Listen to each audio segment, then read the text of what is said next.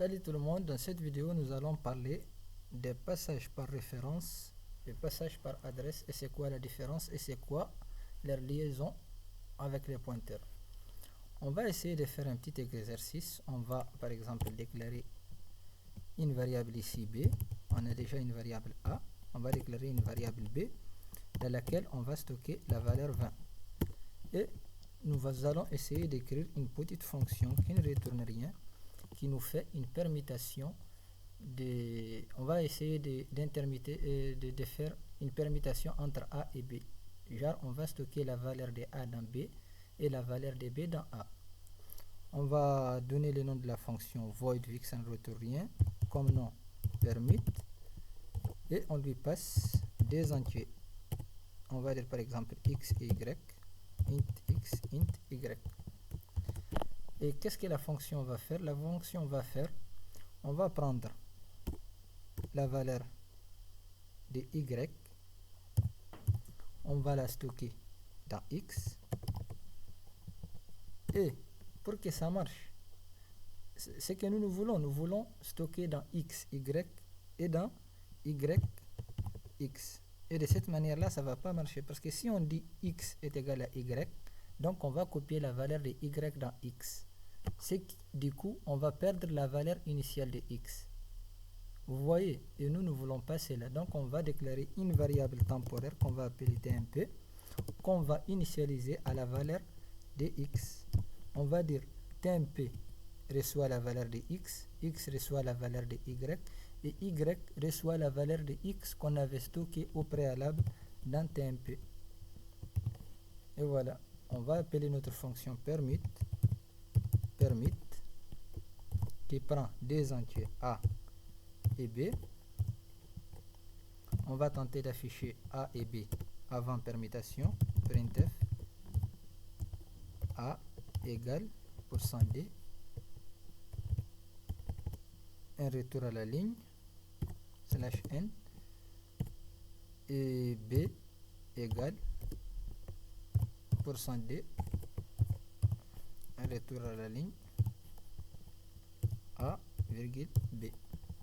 Ça c'est avant permutation et on va essayer de les afficher après qu'on ait fait la permutation. On va exécuter, voir les résultats. On voit que a est égal à 10, b est égal à 20, a est égal à 10, b est égal à 20. Rien n'a été fait. Pourquoi? On va par exemple faire un petit affichage à l'intérieur de notre fonction.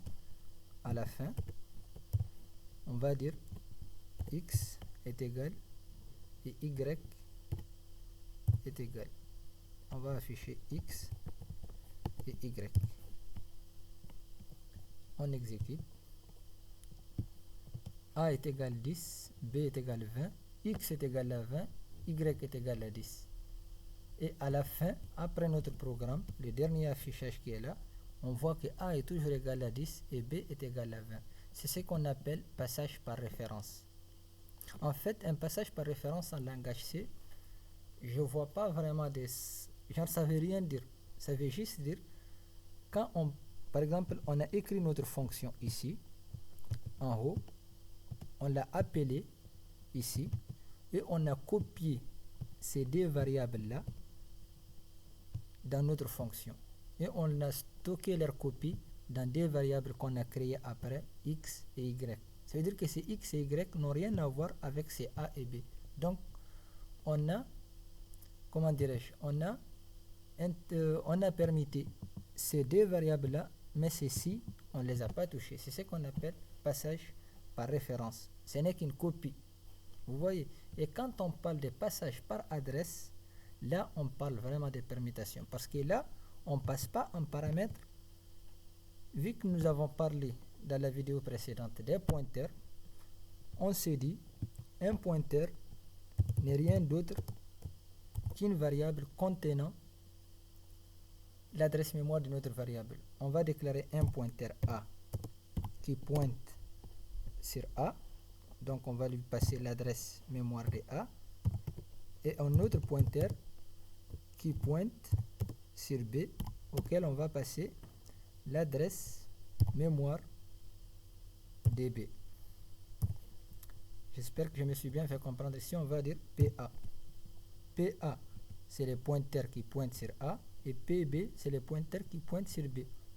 Et ici, en notre fonction, on va passer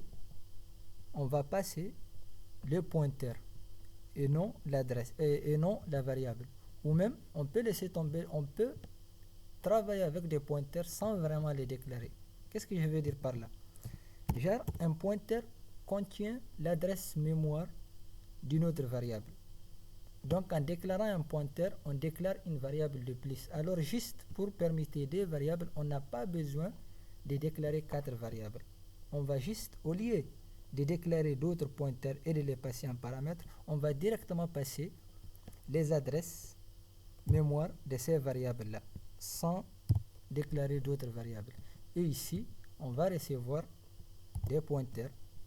C'est-à-dire qu'ici, c'est les adresses mémoire qu'on s'attend à trouver.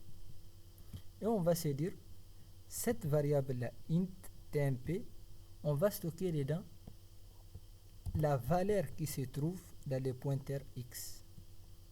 Vous voyez?